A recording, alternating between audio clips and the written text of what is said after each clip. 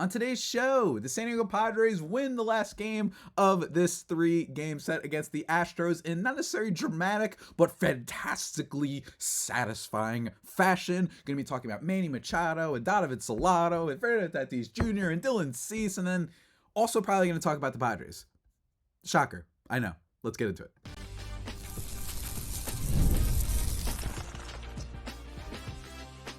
You are Locked On Padres, your daily San Diego Padres podcast. Part of the Locked On Podcast Network, your team every day. Greetings, ladies and gentlemen, and welcome to another edition of the Locked On Padres podcast, part of the Locked On Podcast Network, your team every day for Thursday, September 19th. As always, I am your host, with sometimes, occasionally, but certainly not always the most, Javier Reyes. You may be familiar with my other baseball-related work over at justbaseball.com, where I write about the Padres and other teams as well. And I have my own podcast for them also called Baseball versus the World, which is evergreen, very silly, pop culture tied, including some book interviews, topics on baseball. So go check that out at Baseball versus World on Twitter and Instagram, and wherever you get your podcast platforms. And also, find me on Twitter at Javipeno, Javiipeno, or at @Elon_Padres for just the show account. Today's episode, guys, we got to recap yesterday's game because it wasn't like, frankly, not like too much craziness happened, especially compared to the absolute drunken, put this thing in an Uber, you got to throw in some water in there too, game that was the Wednesday game, right? Or I'm sorry, the Tuesday game. Absolutely nutty stuff in that one. This one was, by comparison, it was like going from watching Armageddon to watching like a nature documentary by comparison, frankly. It's a Tuesday's game, you know what I mean? So we're going to talk about that, guys. Firstly, though, I want to just tell you today's episode is brought to you by FanDuel. Now through September 22nd, so just a few more days, all FanDuel customers can bet $5 and get a 3-week free trial of NFL Sunday Ticket from YouTube and YouTube TV. Visit FanDuel.com to get started. And to get started with this episode, let's begin with, first and foremost, what we always like doing, ladies and gentlemen, and that is the pitching. And the pitching shuts out the Astros in this one. Basically all thanks to the man, the myth, the legend, who it really, especially the first half of the season, when the Padres were very like highest of highs and lowest of lows before they became what they became in the second half, before they started blowing up more towards May, or late May, I should say, that the Dylan Cease trade was like, it still gets it's not that it gets underrated. I think that there's an aspect of it that gets underrated, which is that the Padres rotation was really messy, and the Padres bullpen was good to start the season, but it was just a messy team. And without Dylan Cease, like, I don't know exactly where this team is, especially early on in the season. Excuse me.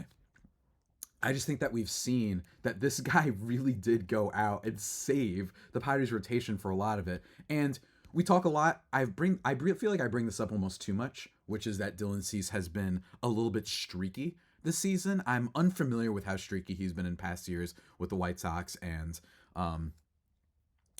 those few seasons he had before then. But even still, I do think that Cease, like, the good news is that he's always going to be, like, he's a good pitcher, but he does have those moments where you're like, man, 5 innings, 4 runs, you're like, that's not great. It's not terrible. You're not getting killed. You're still getting some strikeouts, but it does leave a little bit to be desired. But hey, if you want to go by wins above replacement, which personally I don't for pitchers, but he's had at least 3.6 every single year since 2021. This year at 4.6. So he's having, by WAR, his best season, even more so than his near Cy Young season back in 2022, which is very, very weird, by the way. Or 2021? Yeah, 2022. I'm sorry. Everything just kind of shook out really well for him that year, with the exception of the fact that I believe, was it Garrett Cole or was it Robbie Ray who won the Cy Young there? I forgot. But in this game, Dylan Cease, 8 1/3, no earned runs, no walks, 2 hits, just 5 strikeouts, right? Like, he looked really, really dominant. And by the way, just a little bit of a side note, like, I really think it's funny, and I don't know if this adds on to the lore, but Jurickson Profar looked really upset after Tuesday night's game. It looks like he was shouting at people. Every time Profar has been wronged, this team jumps back with vengeance. You know what I mean? Like this clubhouse is just they've got such a camaraderie, right? You can see it the way that they play. They've just been so unbelievable all year with standing up for their guy seemingly. Now, again, this wasn't as direct with Profar, right? It just seems like all year, whenever Profar seems upset, whenever you've angered the beast, something happens to that team the very next day or very next at bat, whatever it is, very next game. On Tuesday, you had that weird incident where he got hit by a pitch, but he didn't really, especially on the replay. And you saw after the game, he's like barking and saying some stuff. You know, you look at the Will Smith incident with Irrelevant. You look at the whole Nationals incident when they walked him and he celebrated. And then the very next day, he hit a home run. And then it was Manny Machado hit a home run after they hit him. And then he hit a grand slam later. And in this case, I don't want to imply that the Astros necessarily did anything to him, but it is funny that he was clearly upset about something. And then what happens? The Astros offense gets shut down the next day. And that's largely thanks to Mr. Dylan Cease. We love him very much. Slider. There was a couple sliders this man threw last night, 8 whiffs in total, by the way, where I was like, holy dear God. He's just that guy, right? When that slider fastball combination and the little knuckle curve every once in a while is working, he has this upside of being able to go all 9. Like, they actually brought him out. I just said 8 1/3. They brought him out for the 9th inning. And if not for some errors by our boy Xander Bogaerts, who we're going to talk about a little bit later in more detail, might have had a complete game. Complete games are like almost at the point where it's kind of worth celebrating them.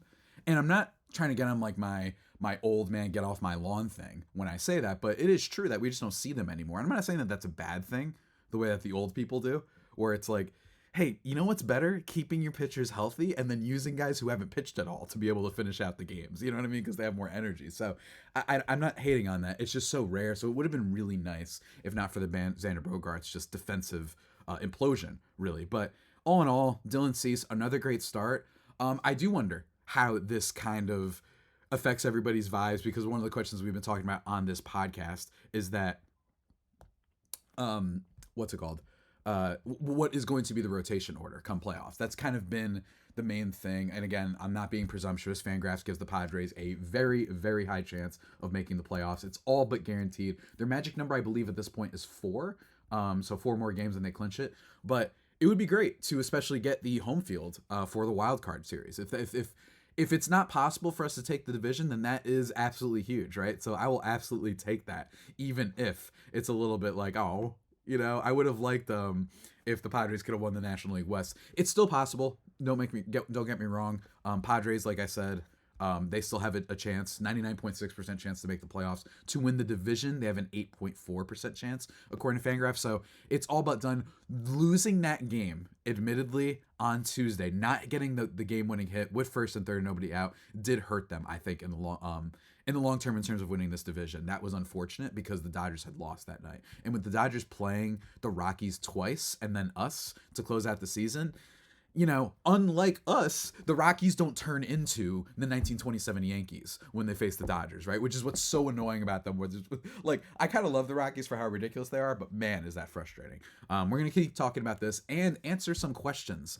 Not answer some questions, but just react to some comments you guys had about your takes on the division, and also recap the other stuff that happened in this game, because there is some more, ladies and gentlemen. But first, I need to talk to you about the good folks, the good, lovely, legendary folks and friends over at Arena Club, ladies and gentlemen. For most of us that like collecting cards, the idea of spending $2,000 or more on a Patrick Mahomes rookie card, Ellie De La Cruz card, a Derek Jeter rookie card, a Jackson Merrill rookie card, heck, whatever it is, it just isn't in the cards, pun intended. I love collecting, but that's some serious money to drop. Thanks to slab packs from arenaclub.com. Now it's possible to score gem mints for a fraction of their retail price. Every card that I listed was hit from last week's Arena Club slab pack drop. Absolutely love to see it. It is the only repack that provides real value, a complete view of all possible cards, which is very nice, and clear hit rates for each one.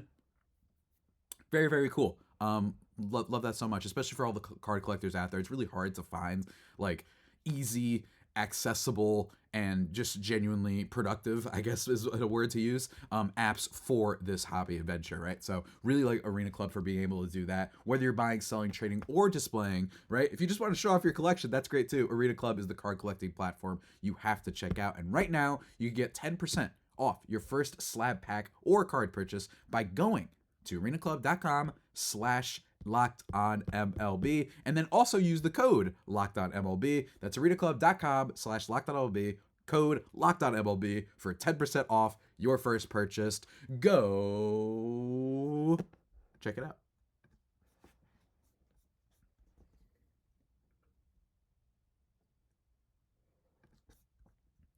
And just like that, everybody, we are back here thriving and vibing into the second segment of this show already. It feels like we're flying by. Love that. Love that. Very much love that. Excellent stuff. But yeah, continue on from before, Cease. I'm wondering if he's going to enter just in time for this final stretch. And if the Padres were to somehow miraculously win the NL West, if he can be the sicko mode Cease, for lack of a better descriptor, that would be great. As I've said before, and I said at the beginning of this, he's always been like a solid guy. The only time he was actually like actively bad was that month in May. Remember the game against the Mets when he gave up like 4 home runs in an inning? That was the only time he was bad. And then otherwise, he just goes through these stretch where he's just like a little bit like Matt Waldron-y. You know what I mean? Just kind of getting things done, but not necessarily being elite. But he's a guy who throws innings pretty consistently throughout his career, so you always love that. Consistency is a must, especially for a team like this. And then he has these stretches where he's invincible, right? And right now, over his last 2 starts, he has given up 0 earned runs, which is, of course, very good. I don't know if you guys knew that. Giving up runs is bad. Dylan Cease has just been able to make me wonder, like, are we sure that we know what the playoff rotation is going to be? Because he's been awesome for his last 2 starts, which I cannot currently pull up because my app, I hate when I'm recording and my apps don't work, you know, because I try not to pause as much as possible for you guys. But anyway, no earned runs over his last 2 starts, and he's gotten a ton of strikeouts. He looks great. Moving on, though. Next part of this game is the super fun part. You guys know what I'm talking about. It was a 0-0 game, and that's the other thing about Dylan Cease. The Padres haven't done, despite how good he's been this year, they haven't done a good job at getting him some wins. He's 14-11 on the year, thankfully. That's not bad. But it feels like, given how the Padres' offense has been, right, the only fluky thing about them this year that's been bad, and it doesn't matter, but it's like their pitcher's not having a ton of wins. You would think one of them would have like 17, 18 wins, but again, that's just how baseball is these days. In this game, it takes all the way until the bottom of the 8th inning for the Padres to truly take the lead. First, though, bottom of the 6th inning, I almost forgot. Manny Machado homers. Love to see it. Just an absolute rampage for our guy during this series. 2 home runs in this one. We'll get to the second one in a minute. But Machado breaking the dam open, especially against, by the way, a very good pitcher in Framber Valdez. Very, very good pitcher. He is also a guy who is a fringe Cy Young guy. He's kind of like the Michael King of the American League, where he's not going to win it, but he's like a fringe Cy Young. Can he, actually? Oh, he might. I haven't checked the American League Cy Young in a while, but whatever. Framber Valdez was dealing in this game 7 innings, 1 earned run on 5 hits, 2 walks, 6 Ks. He was great, but Manny Machado comes in and says, see ya. Great vengeance up until that point. That's what's so funny is this was a great series. Just objectively speaking, this was a really good series. And I'm not just saying that because the Padres won, but you had some great dominant pitching performances. One from you, Darvish, that was very, very encouraging. I actually got a comment, by the way, speaking of Darvish, that said, from @Koji_H, love to see Darvish have a great start. I feel his true test for the postseason will likely be against the Diamondbacks. Also, I know Waldron is done for the season, but hopefully he'll bounce back next season. Appreciate that. We love you. We love you, Matty Knuckles. We love you so much. But great point about Darvish, and that is definitely something that I will be watching intensely this next week or so. I think Musgrove and Darvish, just seeing how they are, maybe even Perez a little bit, is going to be huge in terms of just, you know, seeing where we're at come postseason. But Manny Machado homering in this one. Then the bottom of the 8th comes in, and the Astros bring in a fellow by the name of what? Hold on, let me bring it up real quick. My app once again not working. I hate this so much, but what can you do?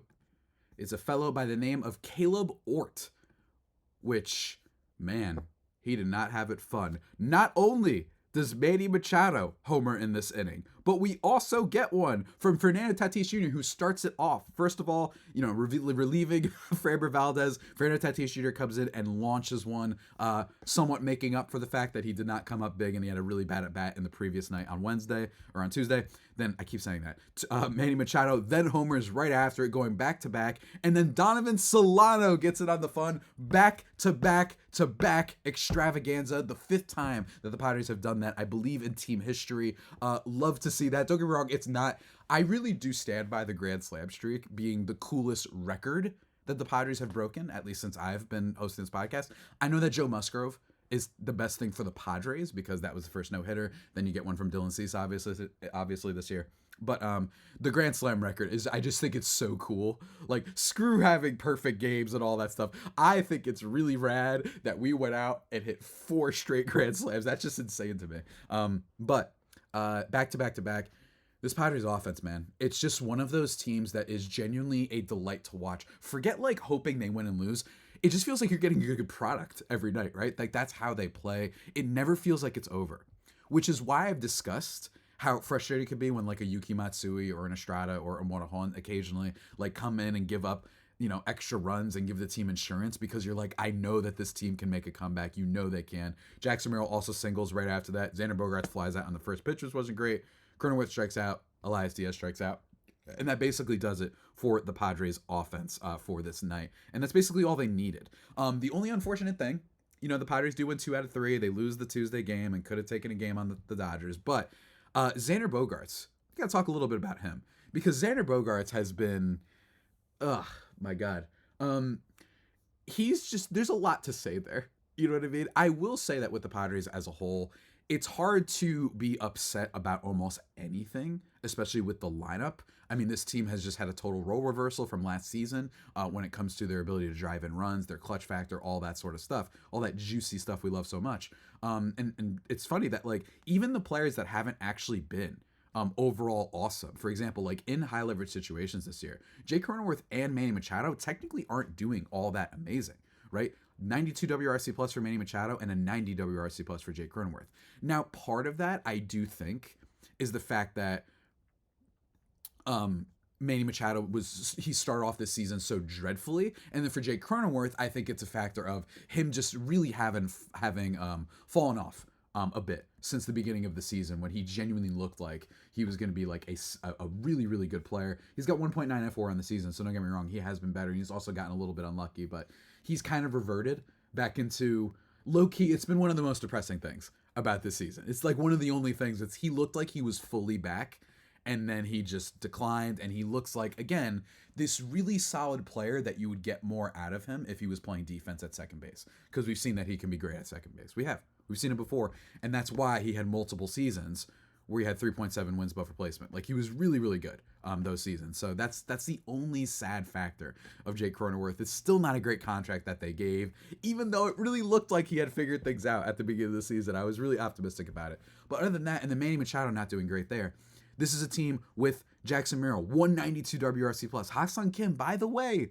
167 WRC plus in high leverage. That guy gets a little bit too much hate, but he's been clutch for multiple years now. Tatis with a 258 WRC plus in high leverage situations, and then Jurickson Profar a 325, which is genuinely absurd, right? So even though Manny Machado has not been as great in high leverage situations, and if you're wondering, Xander Bogaerts on the season hasn't really had as many plate appearances, so it's hard to say. But speaking of him, he's been like one of the only downside things, because while yes, it's something to bring up with Jay Cronenworth, who has not been as good, at least with Jay Cronenworth, there is hope that you get those wins above replacement up. He's going to be worth more WAR if you were to bring him back to second base. And that's totally possible given the fact that the Padres may not bring back Ha-Sung Kim next year. Maybe you move Bogaerts back to shortstop, and then you put Jake Cronenworth back at second base. That is a possibility, especially with Luis Arraez still under contract for next season, so he could play first potentially. Even though I would greatly, very much not want him to, because he's very bad defensively. But you get my point. When it comes to our guy, though, Xander Bogaerts, it just feels like, it's like every time you're excited about this team, the one long-term thing that upsets you is that Xander Bogaerts is just not, he just hasn't been it for this team. I will say this year, high leverage, if you're wondering if he was going to reverse it from last year, he's got a 30 WRC plus in high leverage situations this year. He has never drawn a walk in those situations. Granted, not too many at bats in high leverage situations, just 25, but even still, that is pretty bad. And in this game, Dylan Cease almost pitches a complete game. And why doesn't he? Because of Xander Bogaerts making 2 errors in this inning. And one of them, I will say, for those who don't know baseball calculus, when you're judging defense, errors aren't always the best way to judge a good defender, because the first error that Xander Bogaerts makes was one where he was able to get to the ball in the first place, right? He does fumble the throw, but even still, it is great that he just got there, showing you his defensive upside. But then the second error is one that just goes right through the legs, like on some Bill Buckner nonsense, right? And that was really depressing, because then they had to take out Dylan Cease. He isn't able to go for the complete game, and it's basically no fault of his own. He only gives up 1 actual hit in that one. So that was unfortunate, and we're going to get into the rest of the Padres stuff I wanted to talk about, including some questions from you guys in just a moment. I know that was not my best transition in the world. My apologies. But you know what? Let's talk about something that is the best in the world, and that is FanDuel. Well, at least when it comes to America, its #1 sportsbook is FanDuel. And as I mentioned at the top of the show, a little something different for you. Now through September 22nd, all FanDuel customers can just bet $5 and get a 3-week free trial of NFL Sunday Ticket from YouTube and YouTube TV. Just $5. That's it. And you've only got 3 more days, so you better take advantage of it while you can. Don't come DMing me saying you didn't get the deal. Okay, it's not my fault. I told you, I tried to help you. I don't know why I'm getting upset, but seriously, go check out FanDuel, guys. It's great. And again, with YouTube TV base plan, you'll be able to watch every regular season Sunday and afternoon out-of-market NFL game. All you need is a Google account and a current form of payment, and you can cancel anytime. So again, go check that out. FanDuel, America's #1 sportsbook.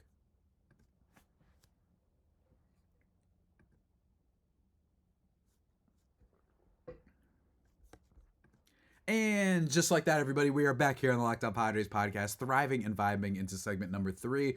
Just talking about Bogaerts again. It was frustrating. And the good news, though, is that it's not going to impact the Padres in this this final venture into playoff land, this final stretch, only because Tanner Scott came in, and yes, thankfully, by the way, that he came in and got things done. 2 innings, just got 2 batters out, 1 strikeout. That was great. With Bregman flying out on the first pitch, by the way, that was glorious. Bregman does not get nearly as much hate, by the way, for people who hate the Astros as he should. I'm just throwing it out there. But Tanner Scott only had to throw 6 pitches, and the Padres have a day off tomorrow, thankfully. Or I should say day off today. So that's totally fine. I don't think it's going to affect the Padres in that way. It's just unfortunate that we couldn't give our guy a full sort of, game, I guess, and just have that kind of accomplishment. And we've seen that he cares about accomplishments, because we saw him during the no-hitter, during the timeouts and whatnot, when he was in the dugout, like you'd see him pumping himself up, like he really wanted it. And that's totally fine. I like it when athletes want to have success, and they don't necessarily always go, humble about it. But anyway, the Bogaerts thing, unlike your Jay Cronenworth thing, I do think that the Jay Cronenworth thing can be potentially salvaged if he were to move to second base, where he could be, again, a potential like high 3s win player because of that defense at second base that we've seen before. But with Bogaerts, it's like really concerning. And don't get me wrong, this Padres lineup has come through, and even Xander Bogaerts has come through at points and has produced. But the lack of doing anything in high leverage situations, he does go 1 for 3 in this game, and he drew a walk.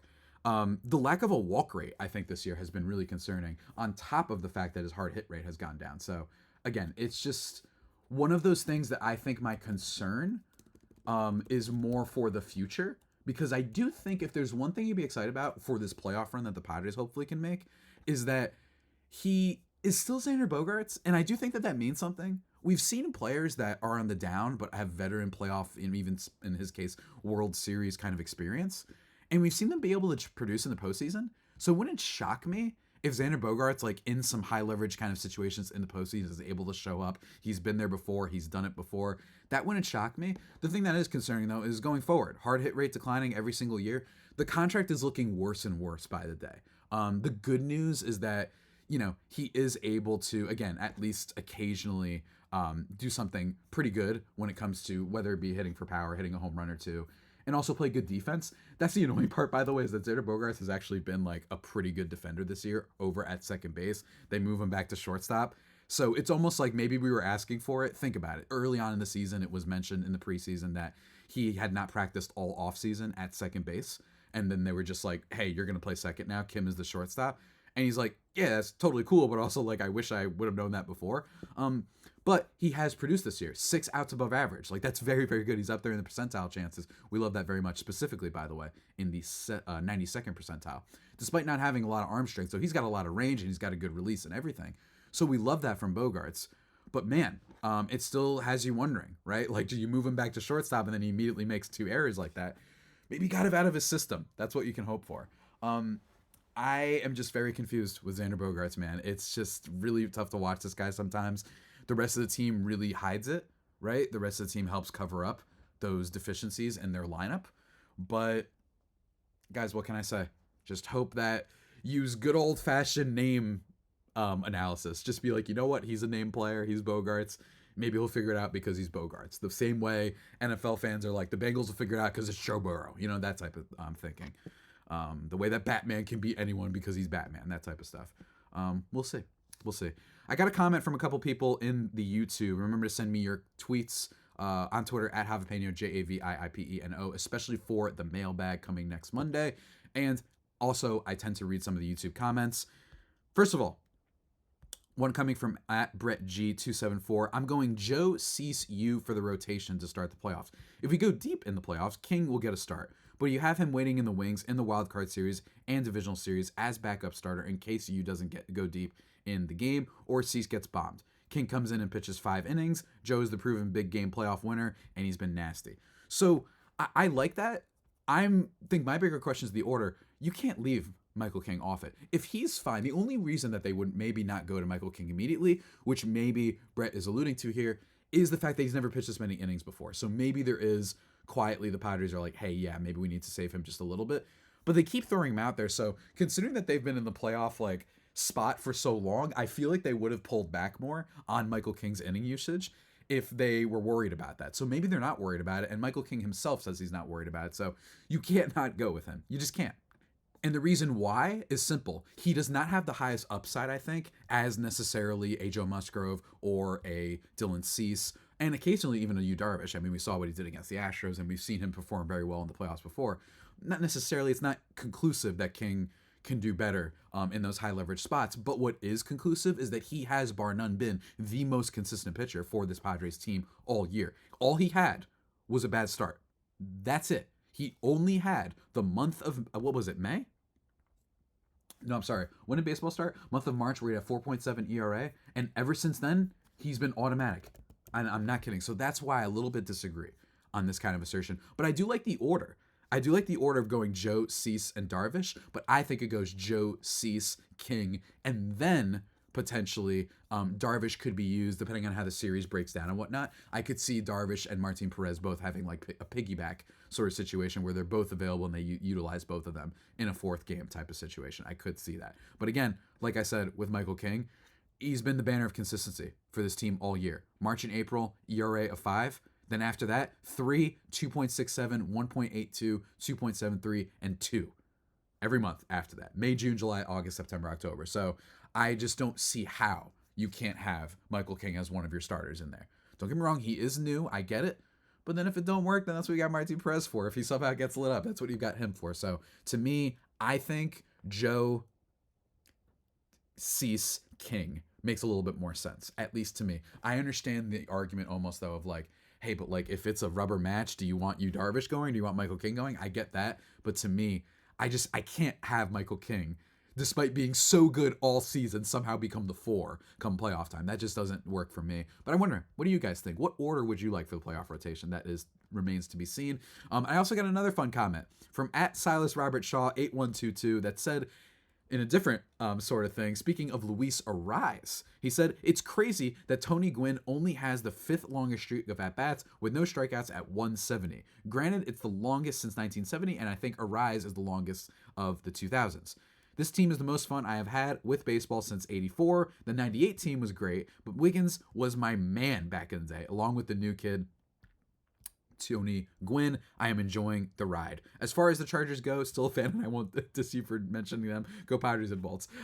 So I'm not going to necessarily endorse the Go Padres and Bolts, but thank you, Robert. So one thing, first of all, Arise is one of those players, and we talked about this a little bit on the show, where I think depending on the way you talk about him, he can be overrated. But people who follow baseball, not just the mainstream pundits that you have, the old heads, Mad Dog Russo, those type of people who will be like, oh, he's got a batting average of about 300, so he must be great. The end. No, he's not that. But he's really been a great player overall in baseball, at least as a hitter. His big problem is the base running isn't as great, and his defense is especially bad. By the way, guys, have you seen this man's defensive stats? Oh my God. He has a combined minus 13 outs above average this year, minus 6 at first base, and then minus 7 at second base this year. Like, that's so bad. But other than that, Luis Arraez, when it comes to being a hitter, every season he's had an above average WRC plus, the lowest being in 2021 when he had a 105. But other than that, this is a guy who just hits, and he's been one of the most consistent batters in baseball. So I do think that it depends the kind of conversation you're having about him. He's not Tony Gwynn. Tony Gwynn did some other things. He's a better base runner, just did not make nearly as many mistakes defensively. What's it called? Let me just find out. Let me see if I can find the stat I was looking for. But he's not Tony Gwynn, but he is a really solid player. And frankly, it's just fun. Anti-Rise people, also, when you get a little bit too far with the hatred, and as long as you're not listening to those people saying he's the best hitter in baseball, he's posted a .374 on-base percentage with numbers 20% above league average over the course of his entire career, and he's never had an OBP below 350. So, like, this is a really good player. You know what I mean? Like, he's a really good player. It's just that he gets, when we talk about best hitters in baseball, he can occasionally be overrated. So that's just my thing. But let me tell you, it's also just cool, frankly, rooting for this guy. I don't care about numbers. Sometimes he's one of those guys where you're like, that boy nice, and just ignore all the rest because, man, he produces. And it's just really fun to see. A guy who never strikes out. Like, let's just enjoy that. Let's not be nerds for a second. I know that's my job to do the analysis, but you guys, let's just enjoy. Enjoy the fact that there's this guy who never strikes out, and he just gets a bunch of hits every game. It's just fun. It's just cool. It's cool that is even something that happens now. It's very, very cool. And also, shouts to Alan Wiggins. Thank you, Robert, for bringing him up. Just seems like one of those players. I do feel bad, and granted, I was not necessarily I was literally not alive back in '84, but from what I understand, it's very unfortunate that it seems like he just had some life troubles and couldn't always, keep it together, right? From what I've read and seen, and I'm not going to dive deep into Alan Wiggins on this podcast today, but '84 did have a great vibe. I hated Goose Gossage personally. I just don't like the old men, unwritten rule enforcers, but that team did have like a really good vibe to it. But Alan Wiggins, shouts to him. Unfortunate that he seemed to have a lot of personal troubles that kind of, I don't want to say derailed, but really got in the way of his career. Khalil Green, another Padre, who just had some personal stuff, some anxiety stuff and whatnot that just kind of got in the way of his career as well, even despite the promising talent. So shouts to those guys. A little bit of history lesson for you guys. But that all being said, that about does it for today's edition of the Locked On Padres podcast, guys. The only pod that may be better than the Padres themselves. Remember to send me some of your questions at Javipeno on Twitter, JAVIIPENO, at @L_Padres as well. Tomorrow, we are going to be talking with a very special friend. That is Romeo Sanabria, prospect for the Padres playing for the AA team, San Antonio Missions. That's going to be a fun little conversation with him. Don't know if there will also be something from yours truly in tomorrow's episode. I might just have it be the whole interview with Romeo, so we'll see how that goes. But look forward to that. It'll be in your inbox 12 sharp, I believe. So look forward to that, guys. Remember to send me questions for the mailbag. And until next time, stay safe and, of course, stay faithful. My Friar Faithful homies, take care.